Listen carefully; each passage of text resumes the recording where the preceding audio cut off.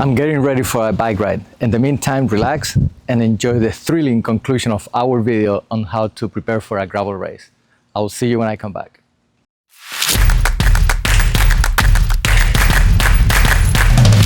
Welcome back. Now we're talking in domestique.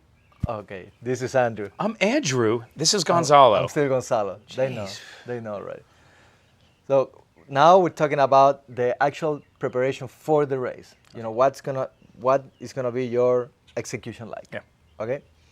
The first thing that I decided was hydration.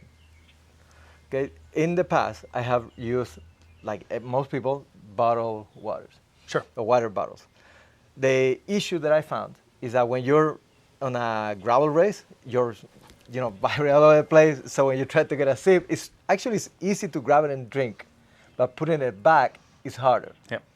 So I looked at some videos online.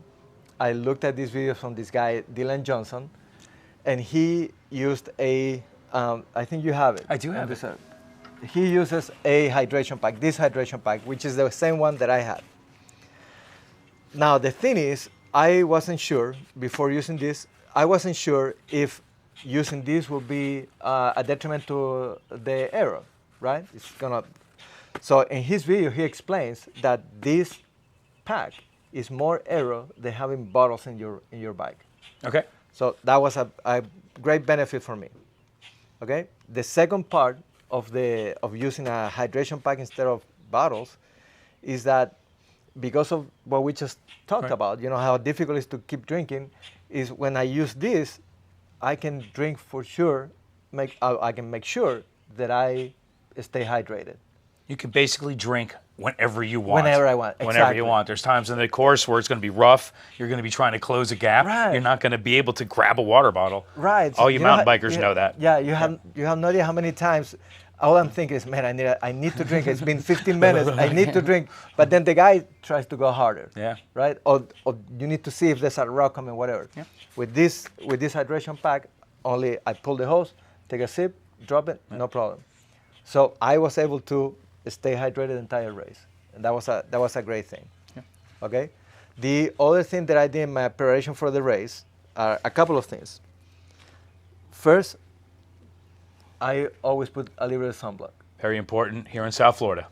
Right. I noticed, and maybe this is placebo effect, I don't know, but I noticed that when I put sunblock on, after 2 or 3 hours, I don't feel my skin, like it's been fried. Right. I don't know if it keeps you cooler or not, but I feel that I'm not as, overheated as when I don't wear it. So I always use it. The other thing is I use this brand, no ad. I think you can get it at Walgreens. So this brand, what I found is that it's not oily. So when you put it on, it doesn't feel greasy. It doesn't feel like everything you touch, then you're slippery because the last thing that you want is to get in the bag and then not being able to hold your hand. Can't get any water, can't hold onto the bars. Right. It's not going to be a good race. Yeah, so this thing feels dry. Okay. So I recommend that. Now this is mine. Fantastic. Then, I think that I didn't mention it, the hydration in my preparation for the race. The only thing that I put in the water is a little bit of Gatorade powder.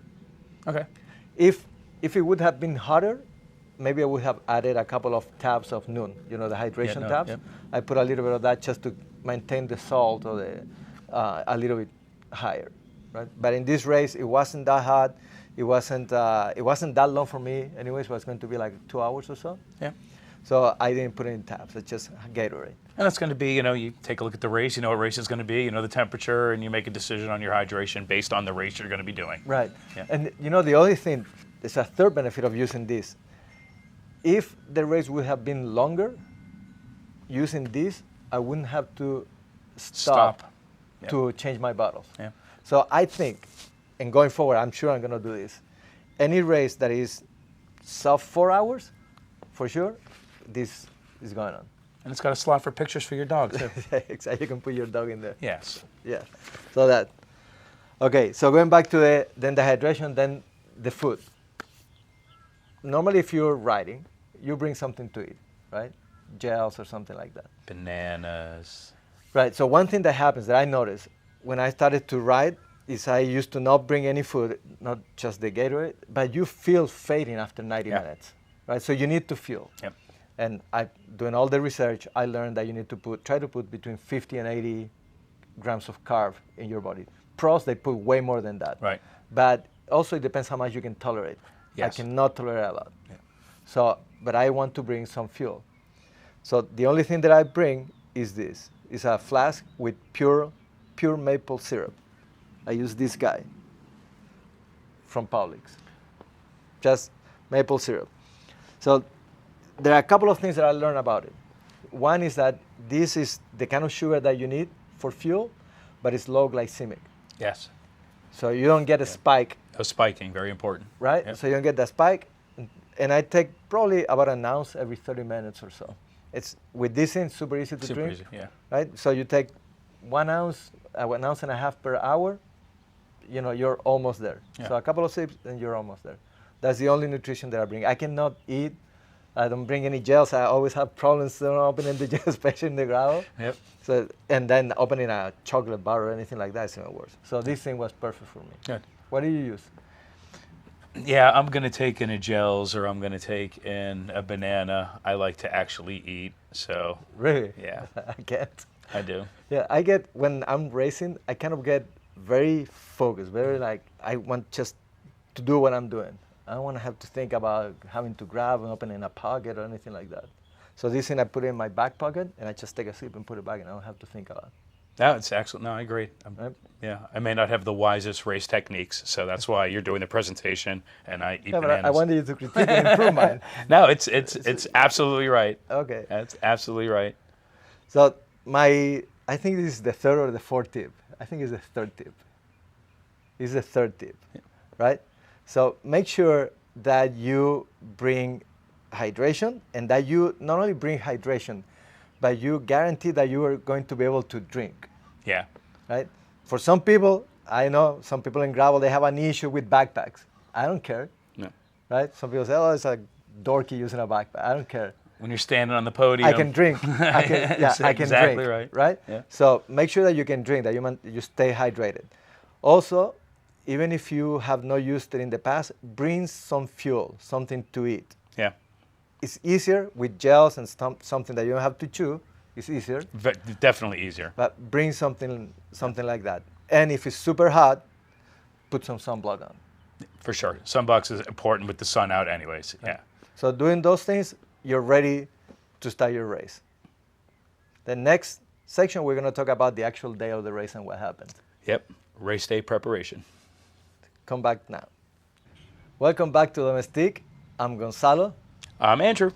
Now we're going to talk about the final part of our race preparation. So we developed a strategy, right? We looked at the race and we figured, okay, this is what we're going to do. So then I decided, this is how I'm going to train. I am going to either strengthen my weaknesses or I'm going to further what I'm already good at or somewhat good at, Right. and train for that. So we got the bike set up, we got We did the bike training setup. plan, we got all the nutrition plan for the day. Now it comes to the big day. The big day, the day of the big race. Day. My first tip within the tips of the day of the race is get a checklist.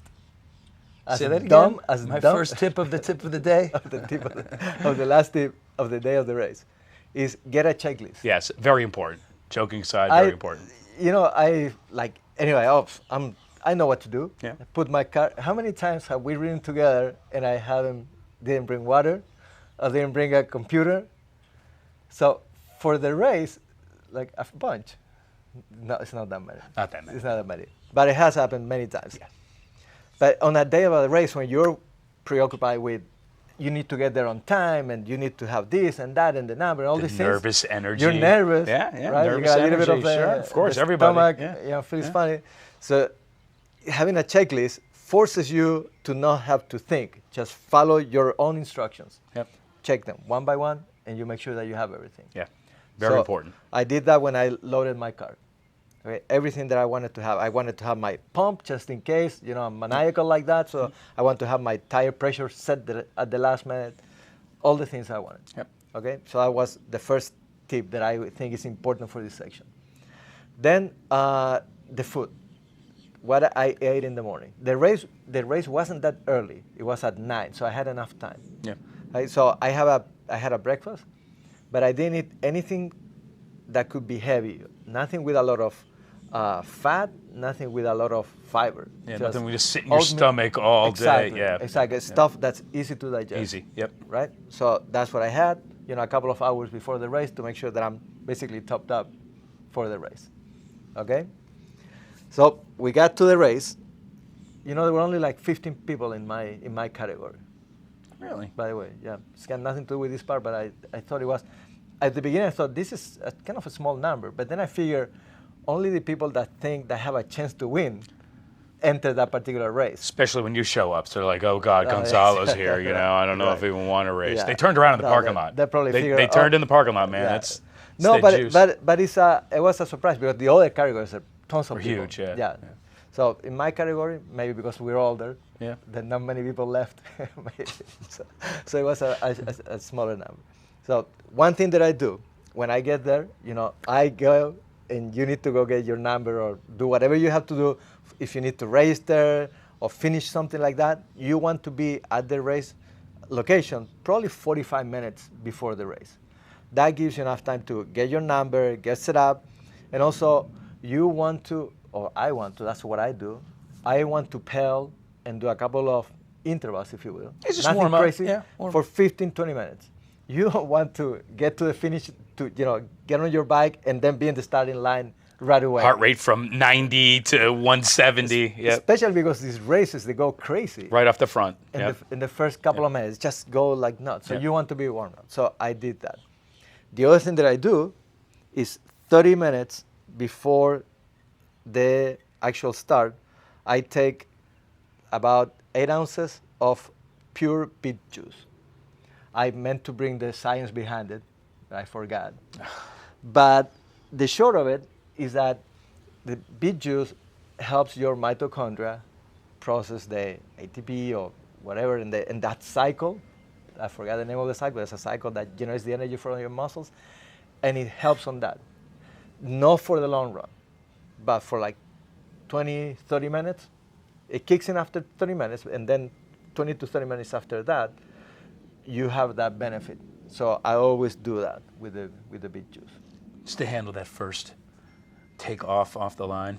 Again, maybe it's a little bit of placebo effect, but I think there's enough science out there. Yeah. If you look at it, there's enough science to demonstrate that beet juice helps your mitochondria and it helps fuel your muscles and bring the oxygen to the muscles. And what's important with racing, if you feel good mentally, and you talk about placebos, if you're mentally in it, even if your fitness isn't there and you're doing good mentally, it's so much better than.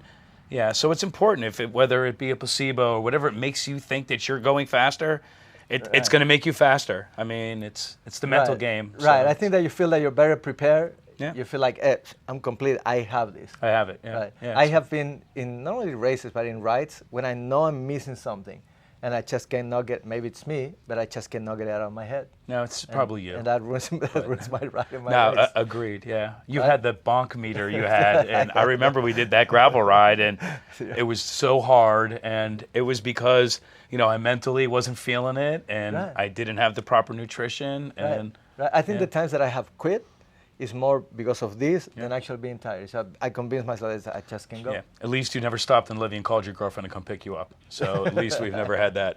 Oh well, let's just leave it at that. But I have. Okay, so let's talk about a little bit how the race went. Okay. Okay. So we prepared, trained, day of the race. Now it's time to execute. Okay. One of my main things to do in this race, my objective was execute. You made a plan.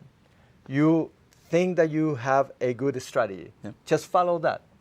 Because I have in the past, I have been in a race, and then somebody goes crazy, and I'm chasing like a dog behind them, and these guys then, quit after 5 minutes, and I'm also super tired. And then Right. the guys that took it a little bit easier fly by us. That didn't 10 chase minutes. the one guy Fly up the out road, 10 right. minutes later. Right. So I figured just focus and execute your strategy.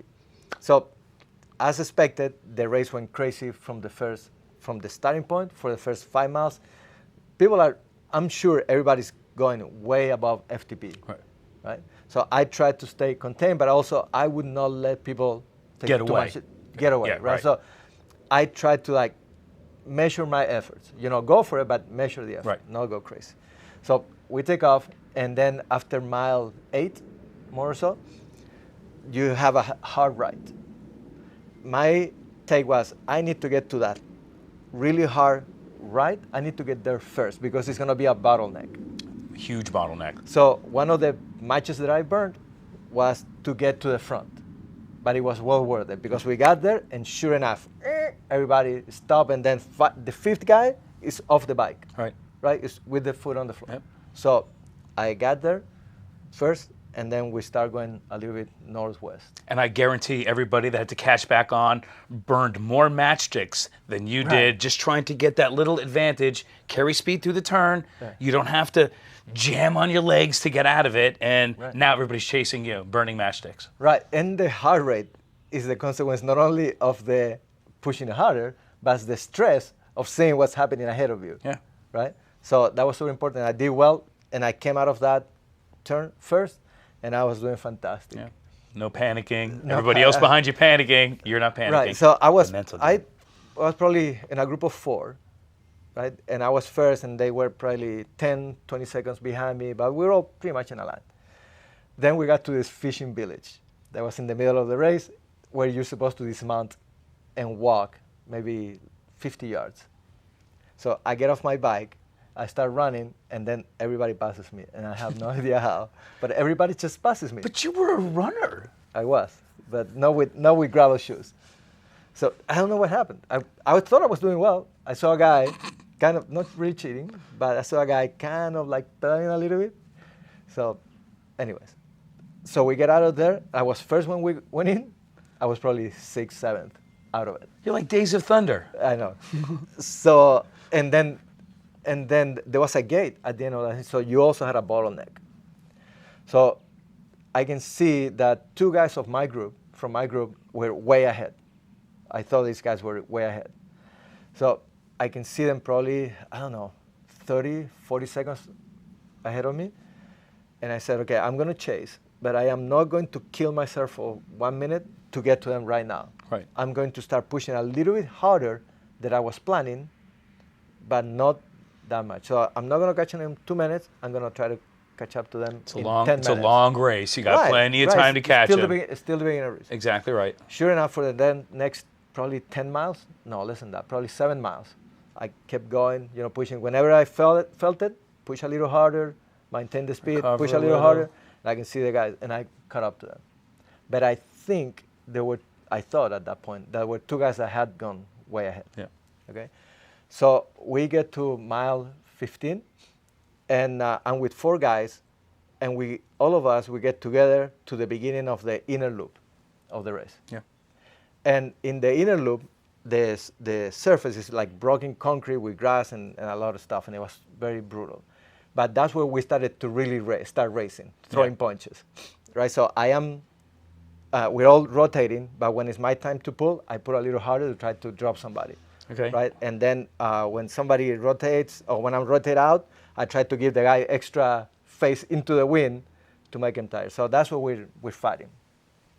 When we get out of that loop, we're in the same situation, just the 4 of us together. But there were 2 guys that I knew were in my category, and 2 guys that I wasn't sure. I lost control, and this is something I need to learn. I lost control of who is in my group, right? Because probably some of the people, actually now I know, 2 of the guys that I was fighting with were not in my category, and I was fighting with these guys, and I could have saved that energy, Yeah. right? So we get out of that loop, and with about 5 miles to go, I see 2 guys in my category that I knew they were in my category. I see them ahead of me, like 30 seconds, 40 seconds probably. These guys, the ones that I've been seeing the entire time. Right. And then this woman, who's the Argentinian champion, she caught up to me and she passed me, and I was able to jump on her wheel, right? And then after a few seconds, I looked back, and the guys that I was with, they were on my wheel, so I didn't drop anybody there. And she started to pull really hard. But with about 3 miles to go, she started to get tired, and she dropped the speed. And I figured, okay, that's the end of my race. I mean, these guys are with me. I don't have sprinting power. right? I have two guys in front. You know, I'm just gonna try to help her. So I told her, hey, I'm gonna get in front of you, and I'm going to pull you for as much as I can, right? So I got in front. I, you know, focused. I started putting my 5 minute power. 3 to 5 minute power, yeah. I started pulling, and I look back after like 3-4 minutes. I look back, and there's nobody with me. I had dropped them all. They were probably 30-40 seconds behind me. And that's super motivating, though. Yeah, but it's also I was cut in the middle of like no man's land, right? I have like half a distance between me and the finish line, and then some distance to these guys. So, but I figured, okay, this is my strategy. My strategy was to build up that short couple of minutes power. Yeah. So I'm gonna go for it right now. When I saw the line, maybe 400 yards, I just pushed as hard as I could, and I finished my race, right? So I thought I finished maybe third, because I was convinced there were two guys in front. So I finished the race. I waited for the guys that I was competing with, and when they got to the finish line, I went to talk to them. Hey, do you know the guys that were before, you know, the two guys that were ahead of us? And then the guy says, but you won. They say, what do you mean I won? He said, you won, you were the first. I said, no, it was two guys in front. I said, no, it's nobody in front. And sure enough, I checked, and look what I got. It's upside down. It's upside down. That is my Florida State grouse. Congratulations. I know I said that already. I know. Now it's official because it's on video. But you don't say enough. So I'm sorry. Thank you. So, but this is the thing. Yeah, it's cool to have it. Very cool. You know, it's probably, you know, the cool thing is the first race that I actually won. You know what the cool thing is? You had a plan. You trained for it. You had all these preparations. You went through everything, and then you won. That's the thing. The reason I wanted to make this video is not to show off, although you can take the opportunity, right? But the reason I wanted to make this video is because my take from this thing was that preparation, if you would ask me, what is the key to win, or what is the key that you think helped you the most? To me, it was execution. So you can do the preparation and the training with all the time in the world, right? There's no pressure to do that. There's no stress while you do that, right? Select your day, go train. You know, prepare the day before, everything is fine. The key is to execute while you have all the stress of the race going on. Yeah. And this time, much to my surprise, I was able to contain myself. So I'm not going to go crazy. I am going to do what I said I was going to do. And boom, I took the win. You did. You did. It's important. It's important for those, you know, do those things, you know, right. Plan, execute, have your checklist, have your bike set up. Right. And so my last tip for the people out there, the people that you love so much. Yes, people. So my last tip is prepare at your best. You know, look at the race, put your strategy together, make sure that you have everything you need the day of the race, do the checklist so you're prepared. But when you're in the middle of the race, don't get carried away. Don't get caught by the moment and the craziness of the race. Just execute your plan. You're going to do as well as you can do according to your preparation and your execution. If somebody's stronger, they're just going to be stronger. That's it. They're just stronger. Right? So the best way that you can get the best out of you is if you prepare and you execute your plan. And just because they're stronger than you doesn't mean they can beat you in a race. Right. If they get a flat. Or if they don't plan right. They get nervous. They see somebody go chasing this guy, chasing this guy, chasing that guy, chasing that guy. Yeah, you don't know everybody that's racing. You don't. So you don't know somebody going crazy, what they will do. You don't know if he's stronger than. So again, even though you're not the strongest, doesn't mean you can't win. Right. So stay within your limits and execute your plan. Yep. Hey, and for everybody else, I know this is a bad word in cycling. Have fun. Right. Yeah. Really? Really. Did you have fun? Afterwards, a lot. Yeah. Yeah, afterwards I had a lot of fun. You're allowed to have fun when you're racing too. It's fun. I'm too intense in the race. Give it a try. Also, subscribe to our channel. Yep. Domestique. Like the video. Share the video. Share it, definitely. Get the app. In the application, the Domestique app, you can find the local rides, you can find the shops, you can even get the weather for your rides. Yeah. So get the app. Comment. Tell us about your techniques. You know, we'd love to hear about it. You know, we love to try stuff. Yeah, one thing that we're doing with the app, when you register in the app, you are allowed to upload pictures. We want you to upload as many pictures as possible. Yep. We're collecting them, and in a few weeks, those pictures we're gonna rotate them in the main page of the app. Yep. So everybody that has the app here and outside Florida can see what we experience when we ride in South Florida.